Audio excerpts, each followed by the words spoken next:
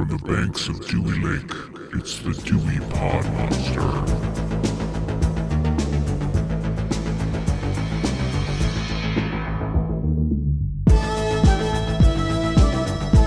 All right, welcome back. My name is John, and this is the Dewey Pod Monster Podcast. This is a weekly crummy movie podcast about consumption.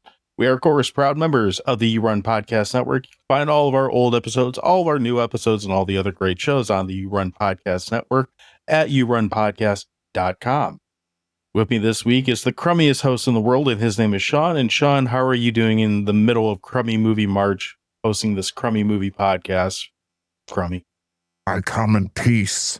All right, I'm going to put this out there now because this has been bugging me since I watched this movie. Yeah. That's the worst fucking title for both these titles. This movie had its title change from I Come in Peace to Dark Angel, and apparently both those are not the working title. I forget what the original title was. They're all fucking bad. Anyway, what have you been watching this week? Let's get into it. We're going to get into it just a little bit. I think I Come in Peace is a much better title than Dark Angel because Dark Angel is so like homogenized. It's just bland. And I don't understand. This was marketed as I Come in Peace. Like I've seen trailers. I remember seeing the trailers on TV. I Come in Peace because then you go in pieces. Like that's the end of the trailer. Why did they change the name? So, in Europe, it's Dark Angel, but why is it that in the US? I thought it was the other way. I thought it was the other way. One of them changed it because of like a trademark or copyright. It's something like that. It had to do with the region, which is why it got changed from one to the other. But it's still, is it a better title than Dark Angel? Yes. Maybe. We'll get into that. But it's still a shitty title. Answer. All right. Anyways. What have you been watching, Sean? Oh, yeah, that thing. Yeah, so I've watched three things because we watch three things and we talk about three things. At least that's usually what we do. So the first thing I'll talk about is, surprise, surprise, I watched a documentary, but this one is called Finding Vivian Maier. And Vivian Maier was a nanny who lived until, I think, 2009. I think she was alive till 2009. She was born, I want to say she was born in the 20s. And this guy goes to, he's a film student and he's looking for old footage that he can use for some film project that he's doing. And he ends up buying this box of negatives for $380. And what he finds in these negatives, he just kind of holds them up and he's like, this doesn't really fit what I need for this project, but he just kind of filed them away and whatever. So later on, he opens this box up again and he starts scanning the negatives and he puts them online. He's like, he said, John Maloof is his name. He says, I think that these are actually pretty good, but I don't know if anybody else thinks they're pretty good. So he scans these negatives. He starts putting them up on like a film blog or Flickr or something. And they start getting a bunch of comments like, this is great work. Did you do this? Who did this? Blah, blah, blah, blah. So he starts going through these negatives and he finds some information about this person. He starts calling all these numbers on the receipts and things that he had in the box. A lot of people don't know who he's talking about because these numbers are from like the 70s or whatever, the 60s. And he ends up calling a number where someone answers and says, yeah, that's Vivian Maier. That's my neighbor. So he's like, listen, she just passed away recently. I have a storage locker. We're going to go through the storage locker, come by, take whatever you want. Whatever you don't want, we're just throwing out because she was a pack rat. She had a bunch of stuff. So he goes to the storage locker. They go through stuff. He finds like her clothes, old clothes, all the shit. He finds this box that's like a leather crate, and he opens it up, and he finds all these rolls of undeveloped film. So he starts getting all these things. He's in the process of getting all these things processed, negatives. He looks at some of them. He gets maybe some prints made. Long story short, Vivian Maier. This documentary from 2013, I think. Vivian Maier ends up being one of the most influential people in street photography. Street photography is just kind of documentary photography of people in the street or street scenes, whatever, street portraits, things like that. She never showed her work to anyone. So while she was a nanny for multiple different families, they knew that she had a camera and that she was always taking pictures, but she never submitted these pictures to like art galleries or anything to be shown to people. And the movie follows uncovering Vivian Maier was never married. She didn't have any kids. She was like really withdrawn from her family. It was only her mom, her dad, and she had a brother. The family never really kept in contact after she moved out. And the movie follows her life and John Maloof, the guy who found all the stuff and submitted it all to different galleries and stuff. he's trying to find out more about her because nobody really knows all that much about her because she was, like I said, she was always just this nanny, a housekeeper, someone that was in the background. It's a really interesting documentary, especially if you're into photography. So in the time that this documentary came out, 2013, up until now, 2026, like Vivian Maier is someone that everybody that's industry photography knows because her work is amazing. And it was just a really interesting documentary. I'm trying to find more. I've been getting into photography for the last few years, so I'm trying to look at other people's work, to know if what I do is at all good, and generally it's not, but it's nice to kind of, I just really enjoy photography. So the next thing, I watched a 1989 movie called Ghettoblaster, and Ghettoblaster, yeah, total contrast to Finding Vivian Maier. Ghettoblaster is a 1989 film that follows the trajectory that Death Wish gave us, right? It's a vigilante movie. Basically, the gist of it is a guy returns home after a few years of being away. Is this what the beer is named after? Yes, the Detroit Brewing Company?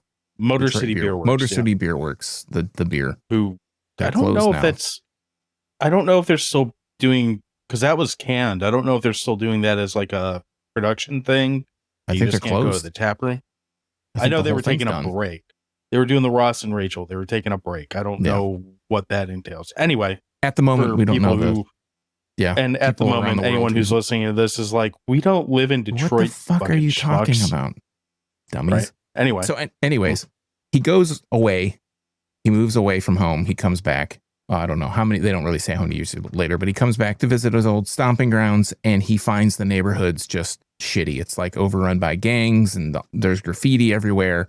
So he goes to his dad's store. He has like a convenience store, party store, and he goes there and he's like, "Hey dad, come on home, blah, blah, blah." The guy's like, "Okay, I'll be home after, I don't have any help. I have to finish closing up the store, whatever." So the guy goes back to his parents' house. He has dinner. He comes back, and these street toughs, these gang members, come in and they kill his dad. So then all hell breaks loose. And it just so happens, as it is, as you do, as you're wont to do, he is a ex-urban warfare specialist in the army. Well, it's convenient. So, yeah. Isn't that nice the way that works out? Yeah. So is that a real thing, or is that something they just made up for the movie? Like I would think there's some real training for that. Maybe they have jungle warfare. Why wouldn't they have urban warfare? I guess. They have urban camo. Would that be that different than? Yeah, would that be that different than being? I guess it would, but from being like a SWAT officer or something like that, or someone who has to. Maybe like I don't know. I'm not an army guy. Anyway, I'm a lover, not a fighter. So he takes the law into his own hands. This is a total low budget stinker, straight to video, never came out in the theaters. But it's really, while it is a stinker, there are a few clips that are just absolutely hilarious. There's a scene that I'll recount for you about. There's this guy who's like he's the king of this gang that runs this, that's in this area, and he goes to the park because they're doing this drug deal. And the guy goes to the park to intercept this drug deal. He dresses like a clown, and he has like a bundle of balloons, and he's like, "Oh," and his homies are in the car, like away from him, and he goes up to him and he like ties him down to the park bench with the balloon strings, and then the rest of the scene. Have I seen this movie? I don't know. It's called Ghettoblaster. The rest of the scene is him riding around on a dirt. This clown riding around on a dirt bike while the gang members are shooting at him. Yeah, bunch of stupid clips, but it has great music, great late 80s, like, I don't know, electro, techno type music. So it's fun to watch, but it's very stupid and not worth watching at the same time. So, John, I know we have something we're going to share that we talk about, so I'll let you go, and then we can circle back and hit the last thing. I really like that Ghettoblaster's hat looks strangely familiar, like Mario's hat. That's kind of cool. So yeah, that guy's not the guy. That's just a guy. Oh, Jesus Christ. So I did a documentary as well. This one is a newer one, and I wasn't really aware of it until it started popping up in news feeds and stuff like that. It's the new Louis Theroux, and I might be mispronouncing that. It's called Inside the Manosphere. It just came out on Netflix last week at some point. I don't know what day it came out. It doesn't really matter. It's on Netflix now, so you can watch it now if you want to. Basically, Louis Theroux, so apparently he's a renowned documentarian. He's a I very don't prolific documentarian. Yeah, I'm not overly familiar with him, which is neither here nor there. He does fine in this. Like, movie looks good, it's all that. But the documentary is basically him diving into the idea of what the Manosphere is, and it really centers around him talking to influencers and people on various social media platforms or doing things like that that are pushing this like misogynist, racist, like male agenda. And it kind of basically snowballs that into like most of these guys are just manipulative pricks that are trying to turn their like the low hanging fruit into internet profit. Here's what's interesting. I don't know. This is a weird documentary because I don't know how I feel about it, because I think the information's presented well, and I think it's well made, it's well produced. He does a good job telling the story that he's telling. At the same time, this is kind of like making a documentary about Hitler and then reminding you that Hitler was an asshole, because every one of these guys, like, he goes into and starts talking to him, and the more basically anytime who's not Louis Theroux or one of the few women that are kind of roped into this world who you just kind of feel bad for, the whole time these people are talking, you're like, God, I fucking hate these people so much, because it's just, maybe it's just me, but it's like every stereotype you could say about like the Manosphere dudes or the bro universe, whatever the hell we're calling it, it's just a bunch of manipulative assholes that make you want to just like shit on them, quite literally. Like, you don't deserve this kind of clout. You don't deserve this kind of money that you're making from it. And quite frankly, the people that are giving you money are too fucking stupid to deserve to have a phone or a social media or they say social media gave everyone a voice. And this documentary is fucking proof that not everyone should have a fucking voice, because these people all need to shut the fuck up. You know, it's just that fucking enraging. So on the one hand, like, I don't know if there's someone out there who doesn't realize that these people actually exist and that they are, in fact, pieces of shit, like they are. I'm sure someone's out there like that who either is just totally like unplugged from it or whatever, and more power to you. But most of what this documentary did is just kind of leave me moderately annoyed while watching it, because I hated the people he was documenting so fucking much.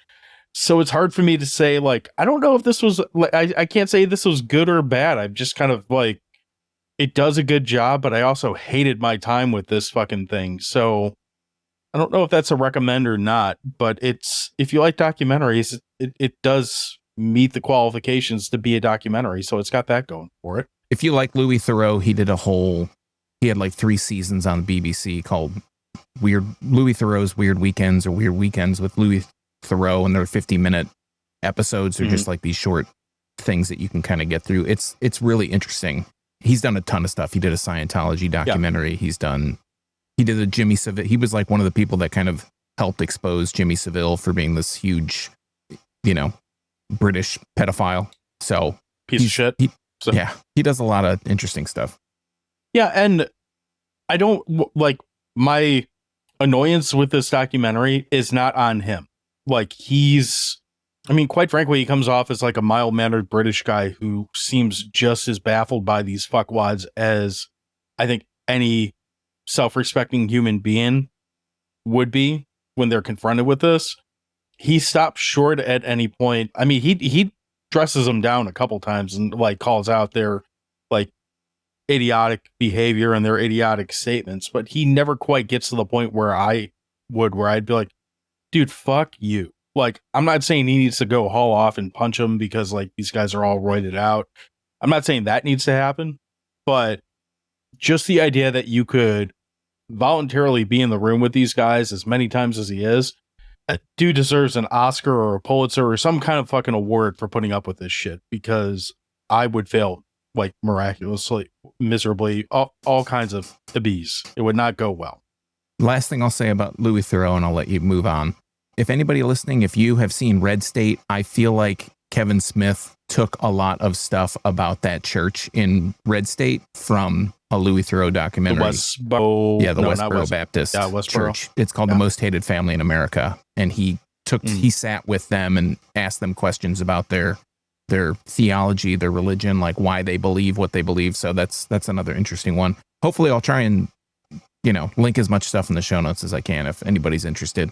And I know our British listeners, our UK listeners are probably very familiar with Louis Theroux. I would hope so. Like I said, he seems like he did everything he could with the subject matter. It's just the subject matter is that enriched. I think a big part of it too is we're living through it. Again, using my Hitler comparison, it's like Hitler's been dead for a while now, going on 60 years at this point, something like that. 60 years, 80 years. At Sorry, least, my math is hard. So he's been gone for a while. So it's not like you're looking at history at that point when you're looking at with this. It's like, oh, these fuckers are still here and very much so like a problem. So I guess it's good that it comes out now in that sense, because maybe it opens some people's eyes. Yeah, I was thoroughly annoyed with it.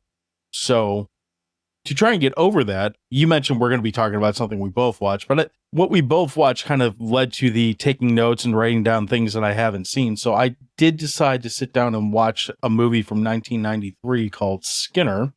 Now, you're well aware, I'm a Ted Raimi fan. I think he's a fucking national treasure. This movie is basically about, it stars Ted Raimi and Ricky Lake. Yes, that Ricky Lake, same one with the talk show, had a talk show. And Ted Raimi rents a room from Ricky Lake in this like house and wherever, it doesn't really matter where. And it turns out that Raimi is a serial killer and spends most of his time skinning hookers and, killing people, primarily hookers. He kills a couple other people too. This movie is fucking bonkers. Like, it is Ted Raimi just chewing scenery, and to really demonstrate, like, he carries a big bag of like, it's kind of like Art's bag in Terrifier that he carries. It's a similar size to that. It's almost like a toolbox, but he's got knives and saws and shit in it. And this is how fucking bonkos this movie is. Yes, I'm using Regis Philbin's line, bonkos. There's a point where he's already knocked out this one hooker, and there's another girl that was like a would-be victim that's chasing him throughout the movie, and she's not overly interesting. She really doesn't come into play till like 2/3 of the movie in, where she kind of starts annoying him more so. So she sneaks up on him and she kind of gets the upper hand on him for a minute. And essentially so they're in this like aqueduct or something, or this like sewer or some shit like that. He basically just runs around this hallway and gets behind her, clonks her on the head with his like bag of tools or his toolbox. And I shit you not, he picks the hooker up that he knocked out, heaves hose her over his shoulders, and runs away up the sewer like Zoidberg, going whoop, whoop, whoop, whoop, whoop, as he takes off into the dark to go continue doing killer things. And that right there, I'm like, this is either the worst or the best movie that I've watched all week, because I just watched him whoop, whoop, whoop his way out of a scene with a half-dead hooker after he knocked out a drugged-up chick that's been chasing him. I'm like, this movie is absolutely insane. On the other hand, it definitely hits points where you're like, God, we're still doing this? Like, it's about an hour and a half long, and I've heard that movies it's going to make you feel long. Yeah, and it's going to make you very well aware you do have a couple watch checks, because although Ted Raimi being nuts and Ricky Lake kind of getting horny for him, kind of not sure about it off and on, and there's some other plot shit in there which you might or might not care about. I don't want to go over the whole thing for it. There's some other stuff in there, but it's not enough to string together an hour and a half where you're engaged with it the whole time. It's about enough to go every 20 minutes. You're like, Jesus Christ, this is still going on. And then, something insane happens. You're like, all right, that was kind of wacky. And then it's back to like, okay, we're back to this again. Okay, here we go. Like, it's like, if we were giving it hot dogs, it's a pretty solid half a hot dog, because there's certainly enough stuff in it to be like, all right, that was wacky and interesting enough. And for me, to be honest, Ted Raimi and Ricky Lake are both reason enough to watch it, because I like Ted Raimi, and I didn't know Ricky Lake was ever an actor. I knew she had her. Yeah, well, I didn't see that, but I didn't know she was really an actor. So seeing her in like a low budget, kind of bad horror movie, which 93, I don't remember when her show started. I feel like it would have been around that time, give or take, probably a year. I was like, all right, that's worthwhile. So yeah, that's a half a hot dog. And what inspired me watching Skinner? Well, that would be a like 6.5 hour documentary called In Search of Darkness, which I don't remember exactly when this new one came out. It's been within the last month or so, but In Search of Darkness 95 to 99 is available now. And apparently we both watched it, so we both had some time on our hand. Sean, why don't you open this? Oh, that was going to be bad phrasing. Why don't you start us off? What are some of the things?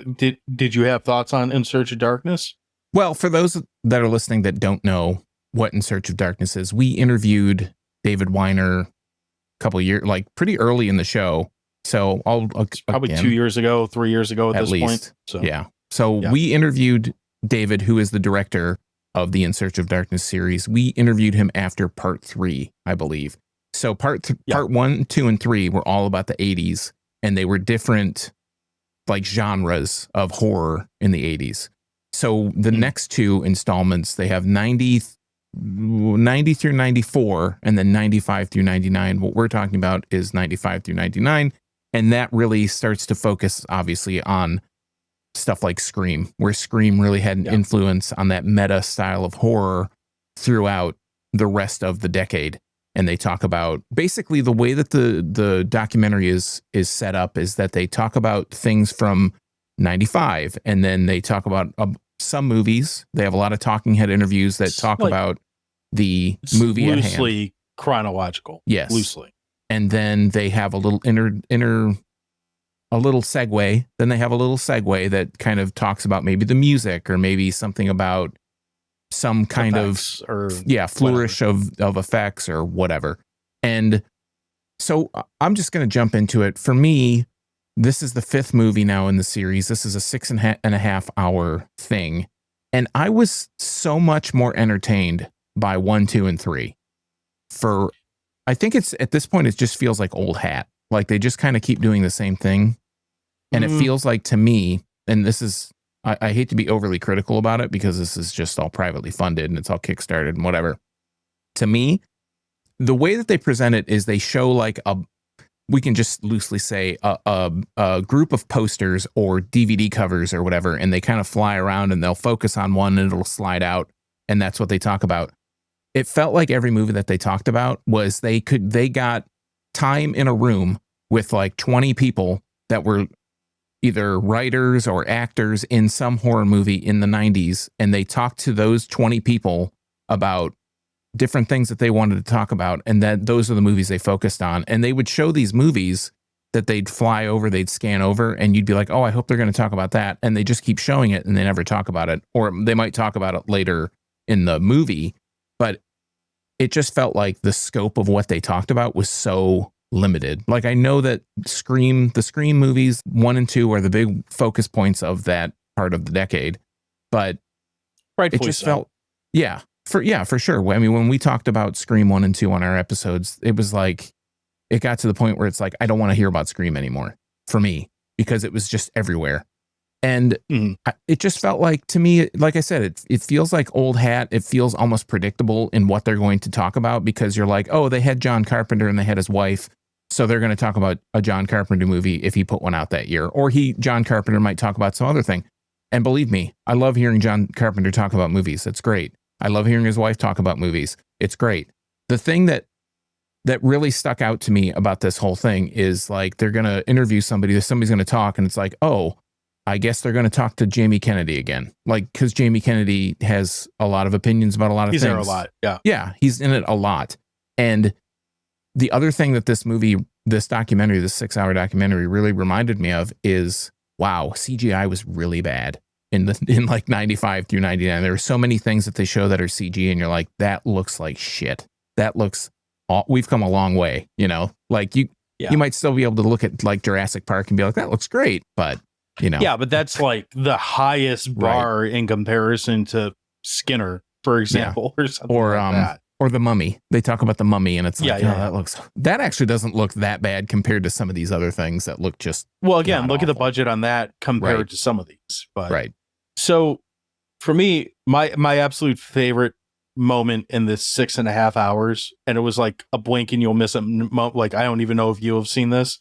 We've mentioned this a bunch of times. You see the big wall of the posters that they scan back and forth over, and we both are oh, sad. I hope they talk about.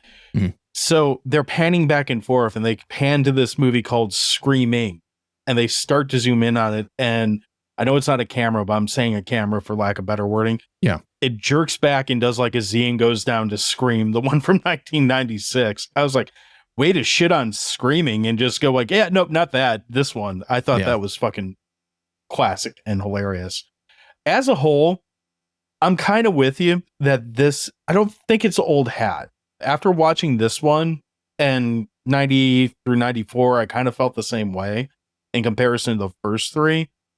I think the problem for me is I don't think the 90s are as good a decade for horror as the 80s were. I think it's as simple as that. Yeah. You know, with the 80s and with all these movies, you know, when I watch them, I got the notepad out. I'm like, this is why I watched Skinner this week. There's absolutely a couple other things that I said, like jotted down that I wanted to pick up. And like, I was like, man, in The Mouth of Madness, I was like, you know, I always looked at that as just the movie where the dinosaur guy is screaming in like a loony bin. I never really gave it much thought.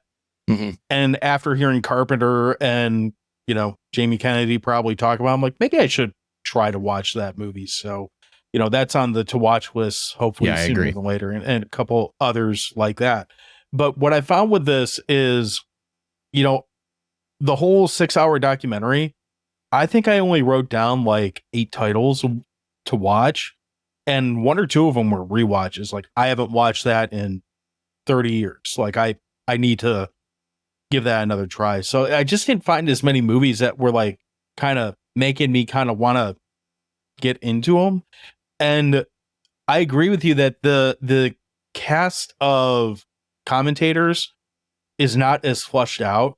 And again, maybe this is the decade, like I'm going to use the 80s one to compare it. Like you'd see not just Carpenter popping up on movies that he did or did not direct, but you'd see like Joe Dante, guys, Tom Sweeney, Greg Nicotero, like all these and then you'd see creators or people that are not necessarily in movies, but you're like, oh, I know that guy because he does this show and he's like, maybe he is what you would call a horror expert or whatever. Like a lot of those extra like talking, they still got the dude from Slipknot there. So I guess there's that. Corey, whatever his name Corey is. Taylor. Yeah. Yeah. I almost said Corey Haim. I'm like that. I almost said Corey Haim. I'm like, that's not right. But no, I agree with you. Like it does feel like they have a lot less people there to commentate on these. They get a lot less, like they had the chick from Urban Legend on a lot. And I just was like, okay. Or Carrie too, the Rage, the actress that plays Carrie. She was on a lot talking too. about every movie, and that's fine. Yeah. I'm that's with you. Cool, but like I'd rather hear Stan Winston or something like that talk about animatronics and CG in the 90s, seeing as, you know, he worked on this little film called Jurassic Park and kind of revolutionized what CG would become. I'd rather hear, well, that too. You know, there's a ton of sequels they didn't really talk, like speaking of Pumpkinhead, they didn't talk about the Pumpkinhead sequels. They didn't even get in, not that I want to see these necessarily. They kind of stopped at Bride of Chucky, which actually that might have been late 90s. So maybe that was the only one in the 90s. I don't remember at the moment, but it feels like they kind of stuck to a lot more like just stuff either had seen a lot or just didn't care. They didn't go as deep.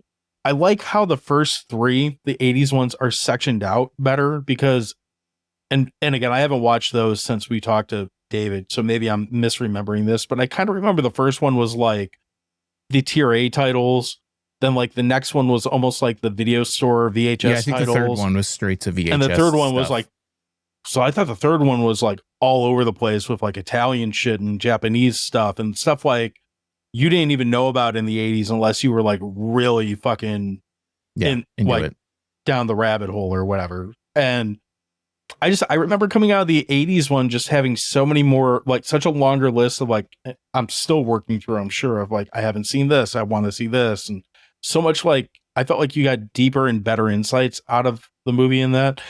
And I don't want to sound like I'm just bashing this because I did enjoy it. I mean, it took 2 sittings to get through, mostly because I had to wake up the next day for stuff. Well, it's 6.5 hours too. Right. So, but I mean, I didn't feel like I wasted my time with it. I'm like Skinner, maybe like it didn't feel like that at all, but it definitely feels like I don't want to go as far to say that like, oh, we're running out of gas in the car. Like, I don't think it's quite there, but if they do one for the 2000s, I hope it's just one for the 2000s, because there's enough horror movies there to fill out 6 hours of stuff. But is there enough horror movies that, this is just me being like a fucking curmudgeon. What I should really say is there's not enough shit that I care about in the 2000s to fill out that much of a documentary.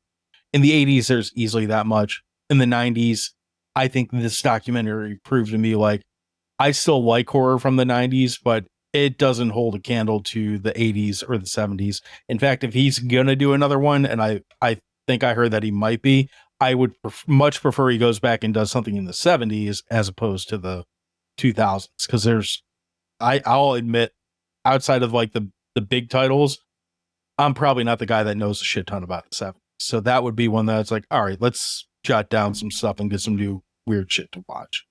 Yeah, for me, I feel like a lot of what you said about when the first 3 came out, there were a lot of movies writing down like, I got to see this. Oh, this looks amazing. I got to see this, got to see this, got to see this. This one, it felt like they almost talked about, so I just looked it up. It says that there's over 70 movies covered in this one, which makes sense. Okay. But it feels like they talk about them for so much longer, and they almost give you all the info. Like, you don't even need to see the movie, because it's like, oh, this is what happened, and then they did this. I don't remember if 1 through 3 did this. But the other thing is, I wrote a lot down from like 95, like the first few that they talked about, and then the rest I was like, I'm not, like you said. I noticed that too. Like I basically, after the first like hour, maybe 2 hours of it, like I don't think I wrote another title down after that, which is kind of disappointing. And it felt like a lot of the things, there were a few exceptions. Like they talked about the Jack Frost with the snowman, not the Michael Keaton one. It felt like they talked about a lot of movies that were mainstream.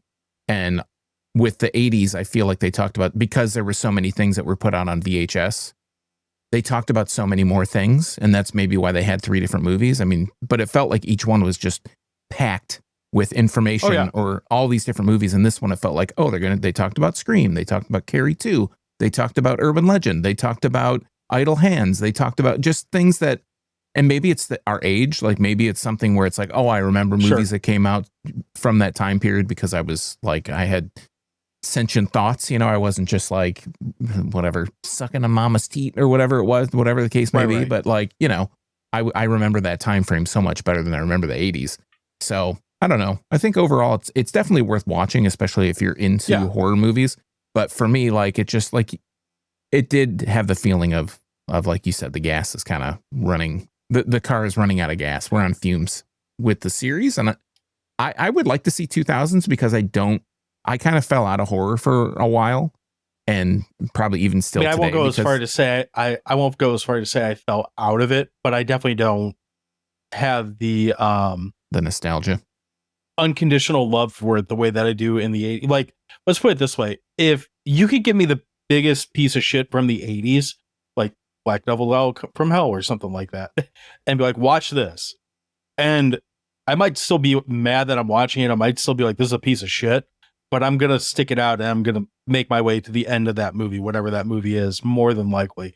If you give me a piece of shit from 1999 and it just looks like a CG mess and all that, the story's not going anywhere, unless it's something we're covering for Crummy Movie March, there's a much better chance I can be like, why the fuck am I wasting my time with this, and move on. And that, for me, gets worse as we get to the 2000s and on, because maybe it's because, as an adult, I don't have time to sit here and just like hate watch things as much as I would like to. But I don't know if that really flies, because I'm willing to do it from the right decade. I'm even willing to do it with like 70s trash, but it's just harder to, honestly, I think once you introduce like computer graphics and stuff into it, this is going to be something we talk about whenever we get to talking about the movie that we actually cover this week. Just by having practical effects in your movie, I'm more willing to give you the time of day, because at least you took the time to actually do something. Where once you start CGing it up, I'm like, it just kind of loses its movie magic, I guess, or I don't know. There's something about it that it's harder for me to like dive into, unless I said this when we did when we covered Renfield, whenever that came out a year or two ago.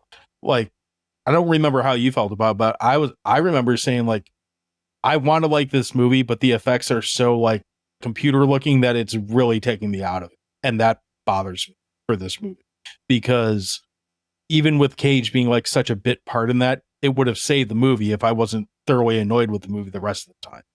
So I think as technology kind of takes that creative outlet and kind of forces people to make creative decisions with effects, it makes me less likely to give their movie a full chance because it just feels lazy to me. The last thing I'll say is that I'm going to throw some praise on Bride of Chucky. That movie, when they show the footage from it, looks so much better. It looks like a modern, like a contemporary movie compared, at least it's the encoding on whatever clips they got or whatever. It just looks so much better. Even than Scream 2, for whatever reason, it looks clear, looks bright, it's colorful. It's probably the way the movie was filmed and made and lit and all that stuff. I thought it looked it stood head and shoulders above all the other stuff that they showed, just from a visual standpoint. I'll save my full thoughts for whenever we get around to that movie. Parker, you can mark this down. Bride of Chucky's not a bad movie. And I'm not a Chucky fan. I'm still not a Chucky fan, but that movie gets a lot of things right. And I think they did a lot better at working the Chucky character in that movie than any other movie. They make him leaning into the comedy side of it really worked for that character. Anyway, we've been going on for a long time. There's a lot more than we usually cover in our first half of the show. So I think it's time for us to take a break, and we're going to come back and come in peace or something like that. Go in pieces. Or Dark Angel. I don't know how we're going to title this episode. It's all over the fucking place. We'll be back in a minute.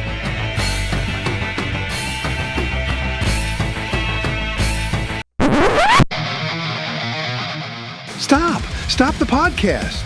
Do you hear that? That's the sound of us being 4 years late to our own party. Relax. You're going to burst a blood vessel. It's just the Patreon launch. Just the launch? It's 2026 and we're just now asking people to support the Dewey Pod Monster? The internet is basically a sentient cloud now, and we're still trying to set up tiers. True, but our tiers include the I forgive you level, where we finally admit we have no concept of time. Fine. If you want to keep this monster alive and maybe buy me some Xanax, go to patreon.com/Dewey Podmonster. Do it now, before we discover what a TikTok is in 2035. We're so behind. Hey fam, Newman here from Movies for Days, your non-pretentious easy access movie chat podcast and weekly deep dive into any film from any genre, from any decade, with anybody's guess as to how we chose that movie that week. Proud member of the You Run Podcast Network. Check us out where all great podcasts can be heard, and on Twitter at Movies Days. Movies is spelled regular, Days is spelled with a Z. All right, back to the show. All right, Yep. So we're back, and we're talking about the movie Dark Angel, or I Come in Peace, or some other thing that I can't remember what it's called. And we're going to start with a third-party review. I actually pulled two because they're both pretty short. The first one, these are both anonymous. They're both off Rotten Tomatoes. The first one says, Dolph assumes his role of worse than Arnold Schwarzenegger in every film I've been in, and the story is just as believable, ... 1 out of 5 stars. Not good sentence structure, but that's par for the course here. And then the other review, I just pulled this one because it made me laugh. It's not quite as good as The Hidden, 3 out of 5 stars. I could see the parallel. I like The Hidden more. Spoilers, but that's beside the point. I do have a Cliff Notes as well, but Sean, why don't you tell us what this movie is about, and we'll come back around to that. Okay, so for that, we go over to imdb.com and we type in the words.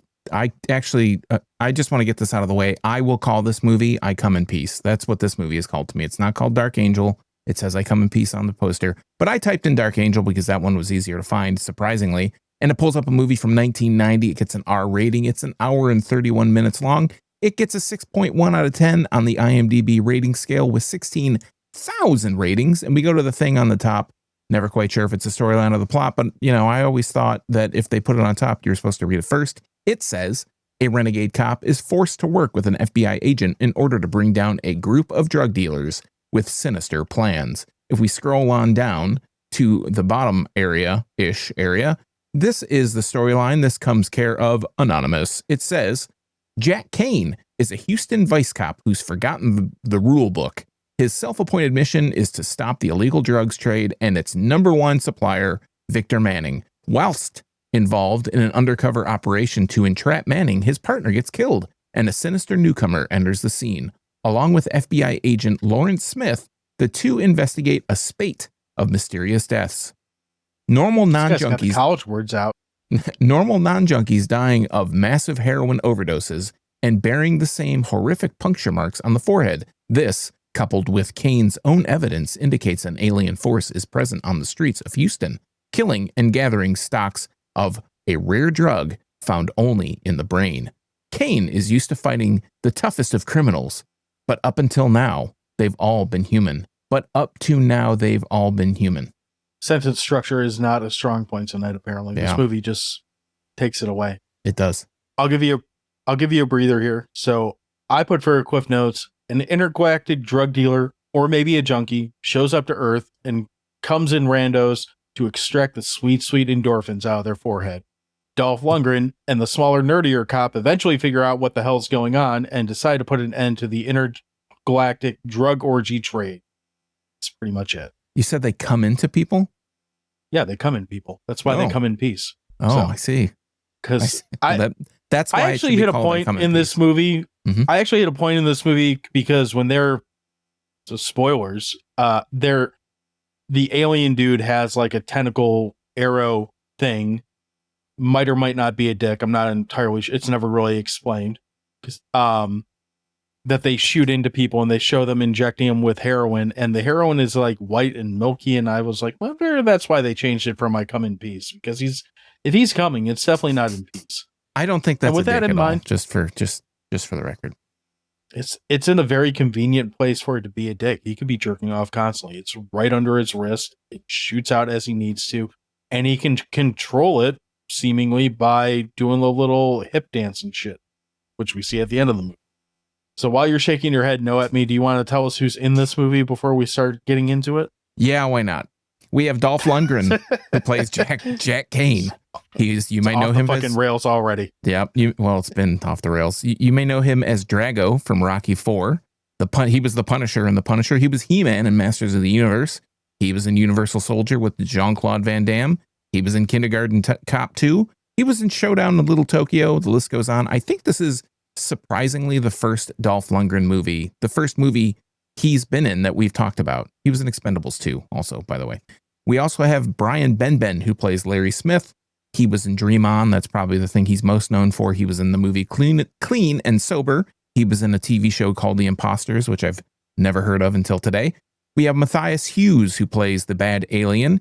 He is in TC-2000. We just talked about him last week. He's Digital Man in Digital Man. He's in the movie Droid Gunner, Kickboxer 2, No Retreat, No Surrender 2, and he was in Big Top Pee-wee. We've got Betsy Brantley, who plays Diane. She was in Deep Impact, The Princess Bride, and Double Jeopardy. We have Jay Billis, who plays the good alien. He's on a bunch of ESPN stuff. He was in College Game Day. He was on College Game Day, I should say. And he was, I believe, the Kind of starting looks center. like Clint Howard. A little but bit. bigger. I think he was the starting center on the 1986 Duke Blue Devils Championship NCAA team. We have Sam Anderson as Warren. He was in Justin's favorite movie, Forrest Gump, Airplane 2, Perfect Strangers, Growing Pains as Principal DeWitt. He was in Critters 2 and lots of other stuff. We have Michael J. Pollard, who plays Boner for a very short amount of time. He was in House of a Thousand Corpses, Tango and Cash, Scrooged, and he's definitely hey, it's that guy. We have music by Jan Hammer, who is best known as doing the music for Miami Vice, and we have an appearance from one of my favorite Asian actors, Al Leong. So I'm looking through Dolph Lundgren's filmography here, and I think you're right. I think this is the first movie we've covered. I know I talked about Showdown in Little Tokyo, but I think this is the first one we've actually covered. But I think we should just stop talking about this movie now, go watch the movie Fat Slags, and come back and talk about that. Because the tagline on this movie is, "That is the new black."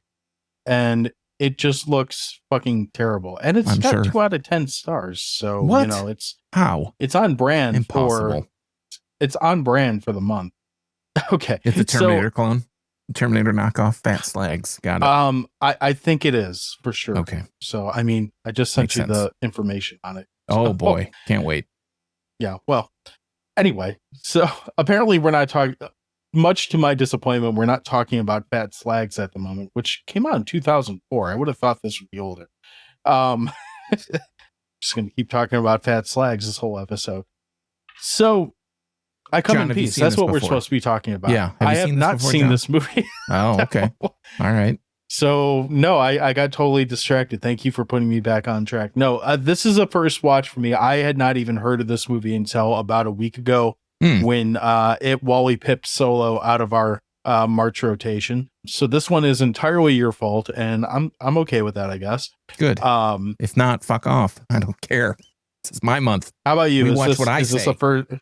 No, That's I've fair. seen this That is a few absolutely times. I've seen this a few times. I remember seeing the trailer back in the day, probably a year or two before I'd seen the movie on VHS. And the alien says, "I come in peace" in the trailer. And Dolph Lundgren says, "Then you go in pieces." And I thought that was the most hilariously stupid line to ever end a trailer on, and pretty much end the movie on for all intents and purposes, not giving any spoilers away.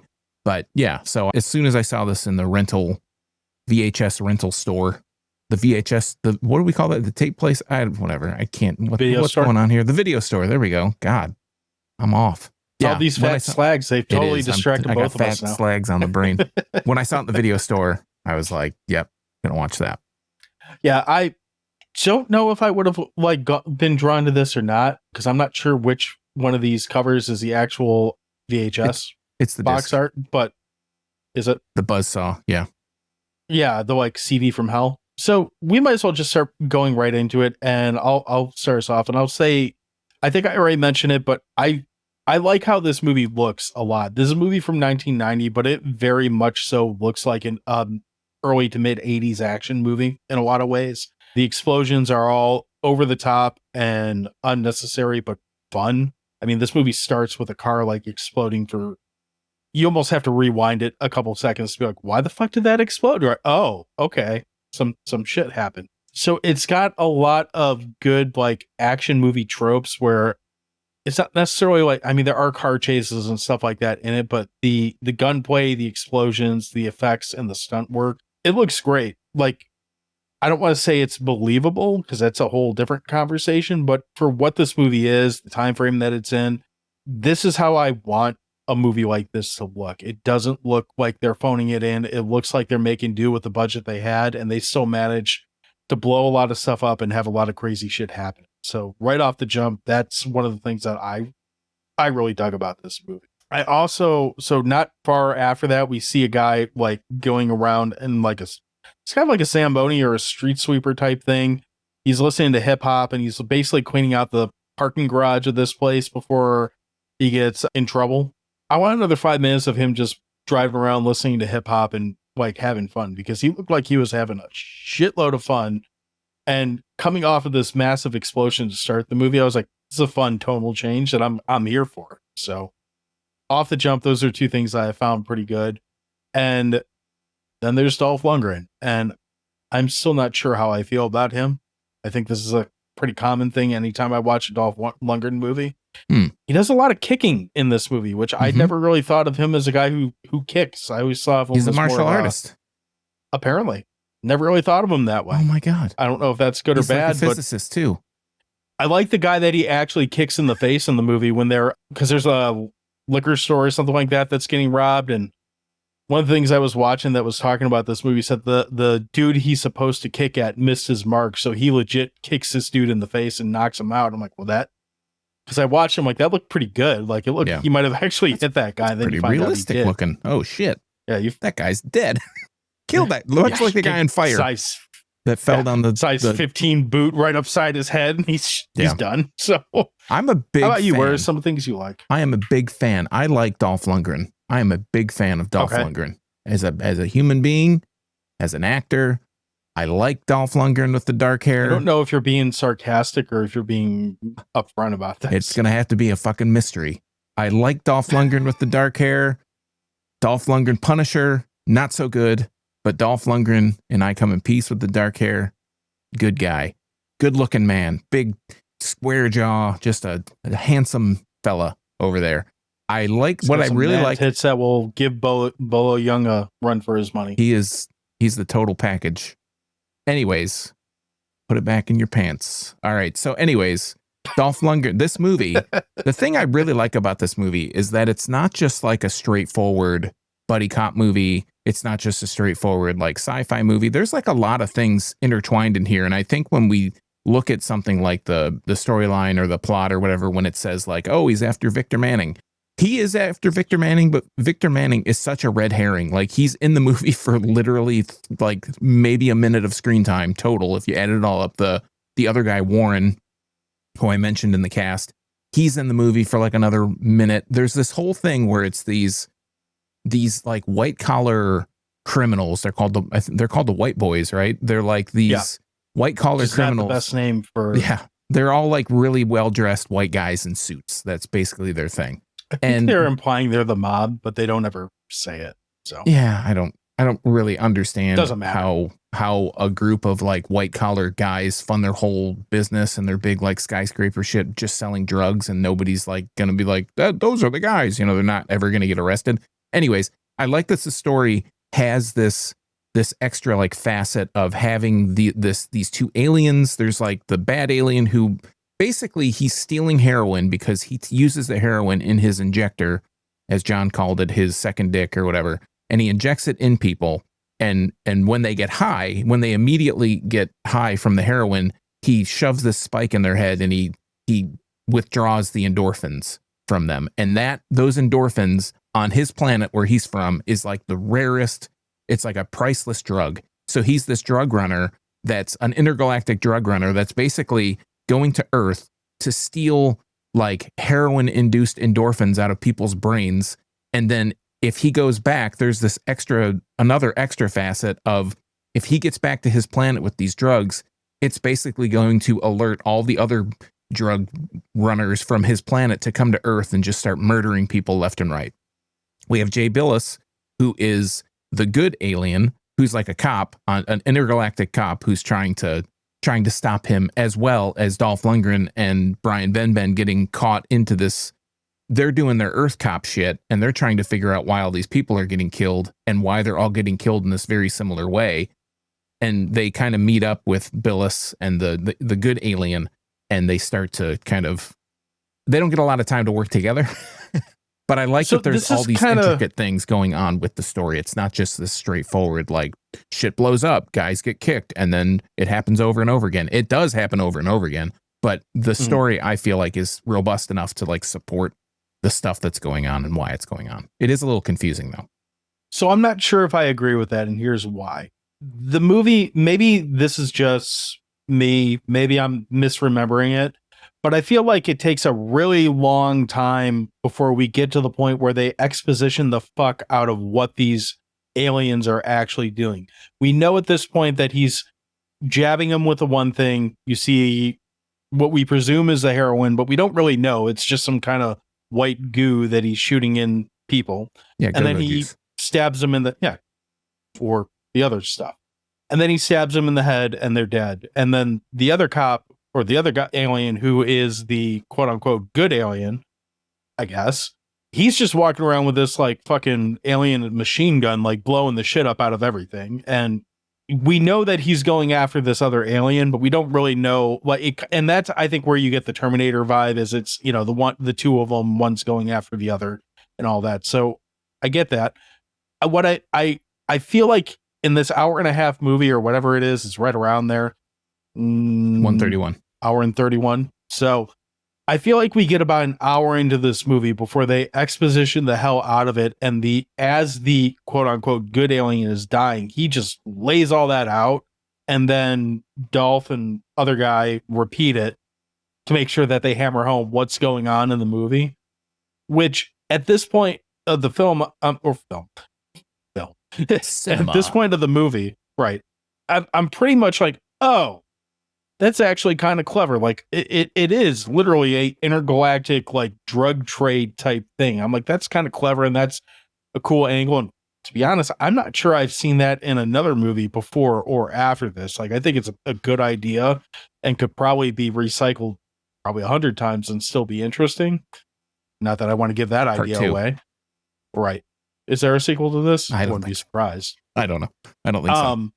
I guess where I'm mixed on it is you go so far in the movie before they get to the point where you actually know what's going on. And then once it gets there, it's like, we're in third act, baby. And it's just like balls to the wall for the rest of the movie as we like go towards the end of the movie. And that's not necessarily bad. I don't want to say that it's a pacing problem because there's no pacing problem. Like, shit is happening in this movie constantly. Like, there is very few scenes where there's not someone either shooting or blowing something up. And the scenes where there's not something shooting or something blowing up, you get the buddy cop dynamic where, you know, little guy and big guy are kind of doing their shtick.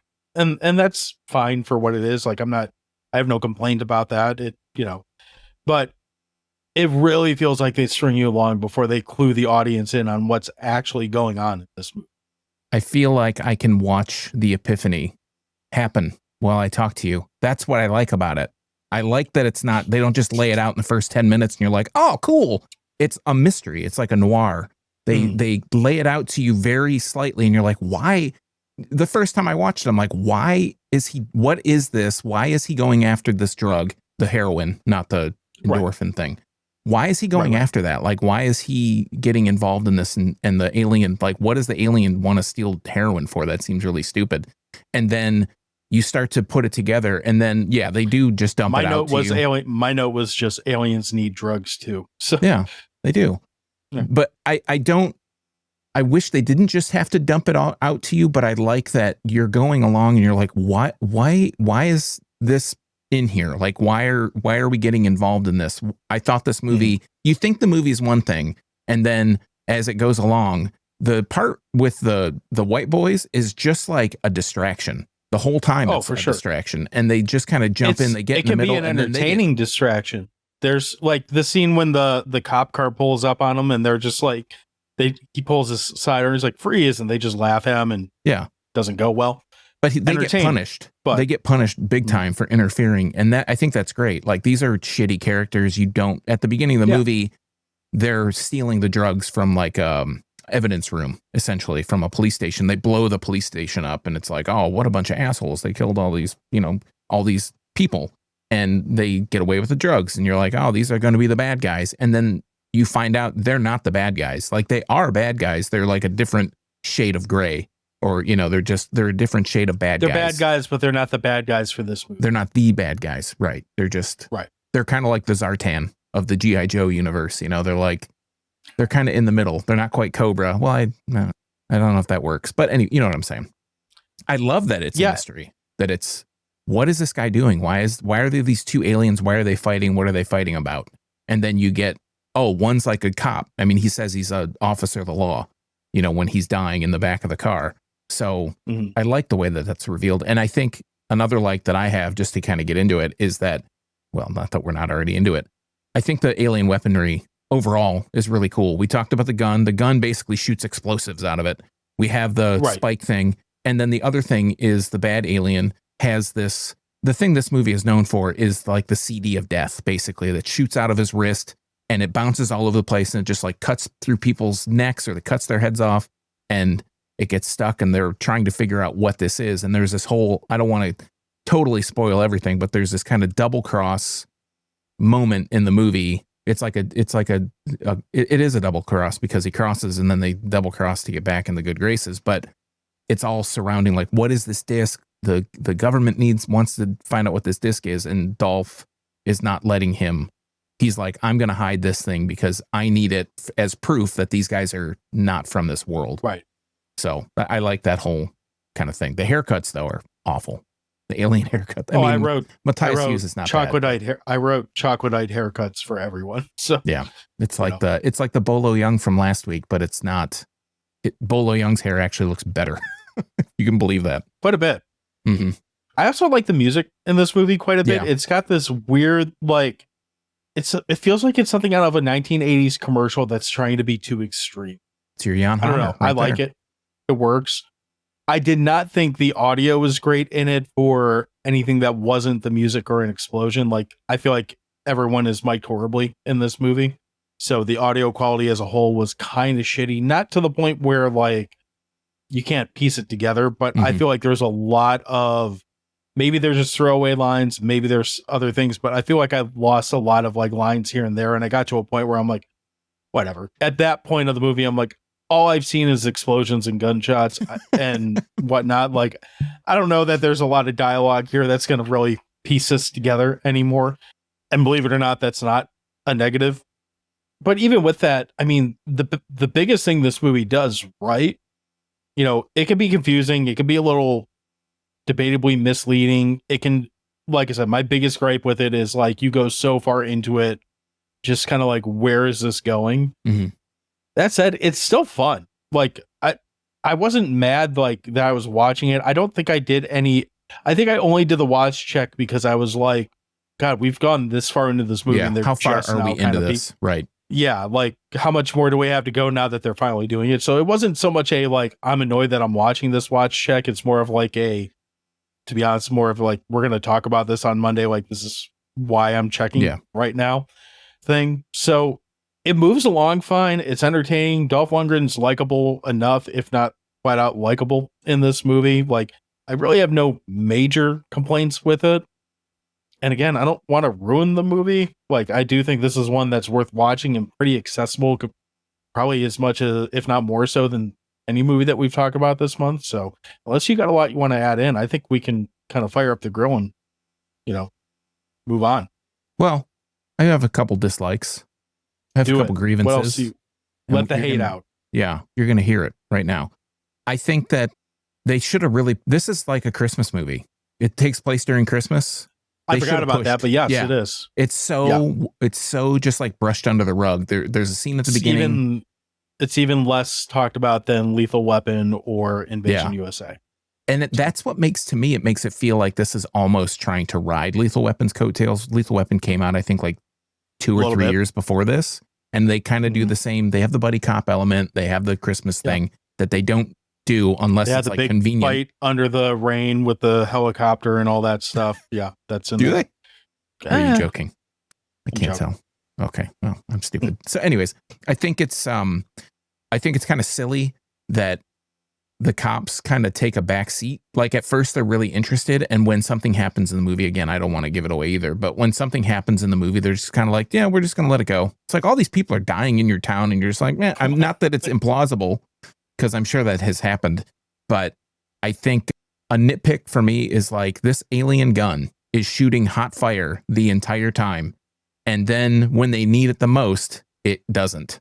The alien, like Brian Benben is the one mostly shooting the thing. He's like Riggs in Lethal Weapon. He can pinpoint. They don't say anything about his shooting ability. He hits that alien every time. The alien can't hit shit. It's just like explosions like constantly around him. And it's like how the alien has all this practice with the thing. How is he so ineffective with it? I don't know. I do have a gripe with how the big bad ends. Yes. But I don't really want to say it because it will ruin that. So a convenient. But I will say item.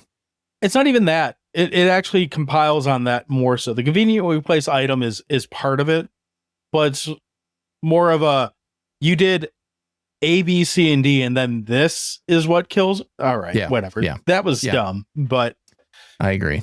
And then the last, I just spoiled it without totally spoiling it. So. If you haven't seen this, you won't know what we're talking about.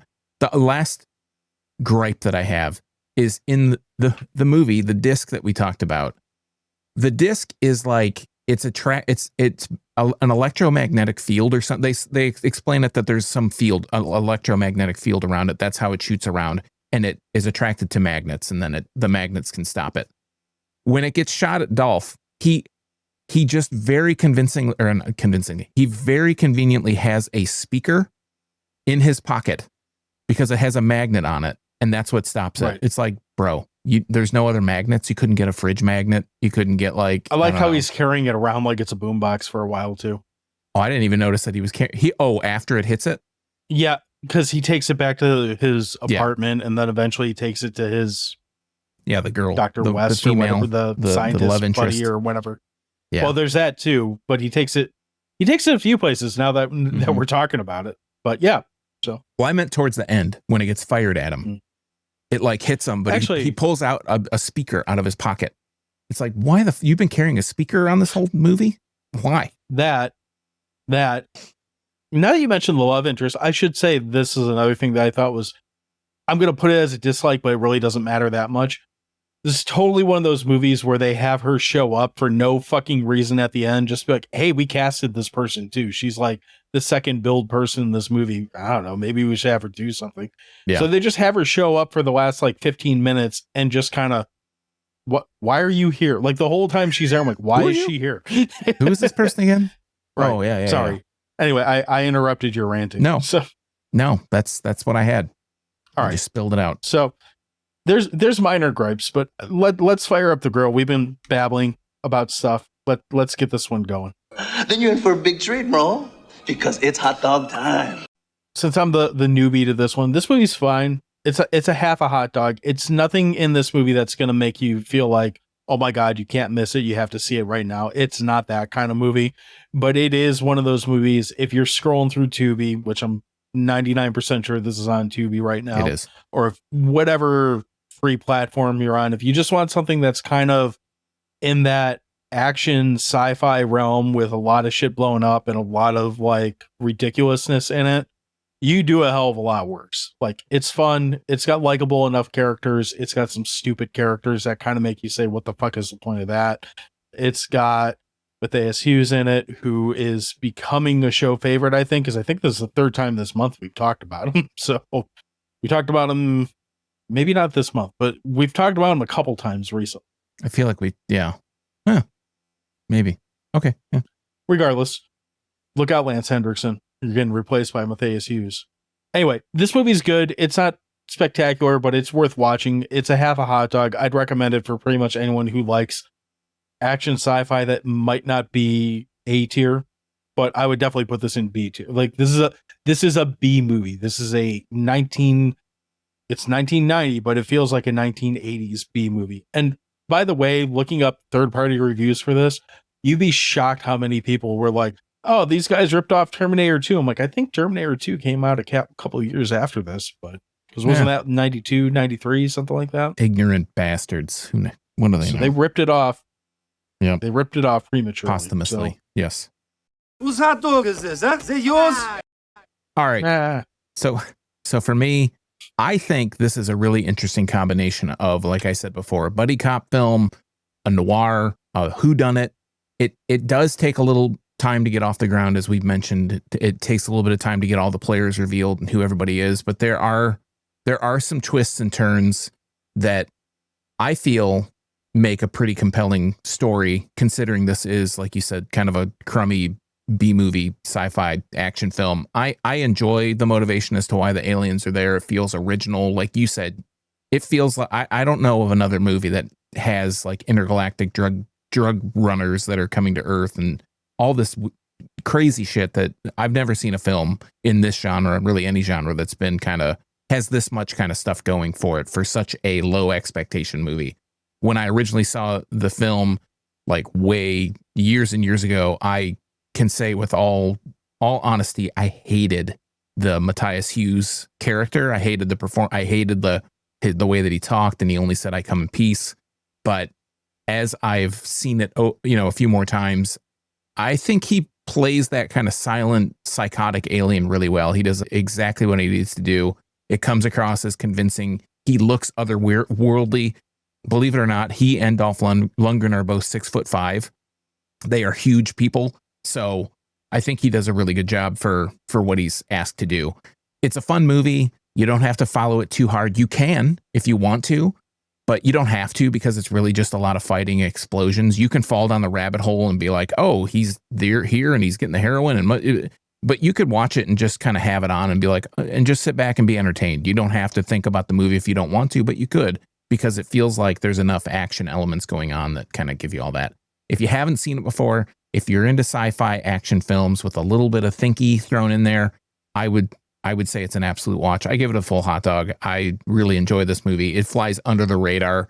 It's not like John, like you said, this is a movie that you had never heard of before. And, you know, I'd seen it before, but I just feel like it's one of those movies where you can just sit back and watch it and you don't have to think about it, but you can if you want. So full hot dog for me. All right. Well, that has been Dark Angel, or I Come in Peace, or whatever. I Come in Peace. This movie. Don't ever call it Dark Angel. It's not the name of it. Next week, we're going to be talking about the show Dark Angel, which is not a Terminator ripoff. Just kidding. It'll be a retrospective. If you would like to hear what we're talking about next week, you can follow us on all the social medias. We're at Dewey Pod Monster on all the social media outlets, with the exception of Blue Sky, where we are at crap.town. You can also find us at yourunpodcast.com. We are proud members of the You Run Podcast Network. That's where you can find all of our old episodes, all of our new episodes, you know, whatever we're doing, and all the other great shows on the You Run Podcast Network. Interested to hear how you're going to cut around that, or if you even bother to. We have a Patreon now. If you'd like to join us on Patreon, we have a whole bunch of different levels with different things that you can get. If you'd like to join us, we are a crowd supported show, so we do appreciate any help that you would like to send our way. And of course, if you'd like, you can always go to our site, which is crap.town. That is where all of our stuff is. You can send us messages there. You can request movies, whatever you want to do. New, old, upcoming, it's all on crap.town. I feel like I'm forgetting a bunch of stuff. Sean, fill me in. Help me out here. I got distracted between Matthias Hughes and whatever other dumb shit I looked up. I was going to say another great way to get information on episodes early is to join the Patreon. You can find it, like John said, at patreon.com/DeweyPodMonster. Again, lots of tiers there. Big thanks to all our existing patrons. A big thanks to anybody that's going to join in the future, just to get that out of the way. If you want to watch, or if you're interested in anything that we talked about in the show earlier in the What You've Been Watching section, we leave those in the show notes. Patreon has not changed that. But if you go to our show notes, we try to make all that stuff as free as possible, because there's no other show in the universe that gives its audience as much stuff for free as we do, at least content that they can watch. There's like, sometimes, I think last week there was over 12 hours of stuff that you can, supplementary stuff that you could watch for free. We leave it in the show notes. If it's not free, it's more than likely going to be linked on Amazon. It'll say Amazon after the link. That is an affiliate link. If you go to Amazon, you buy something after we talked about it, we get a small cut of that, a very small cut, but it does help the show. Another great way to help the show is to leave a review on the podcast platform of your choice, or to even tell a friend. If you're like, hey man, I know you like movies about space aliens that like drugs that they extract from people's heads after they inject them with heroin. You might not know of this movie called I Come in Peace. Some losers call it Dark Angel, but it's actually called I Come in Peace. And these guys talked about it. So point them in our direction. We could always have new people come into the fold, and we love to expose people to new things. Let's just put it that way.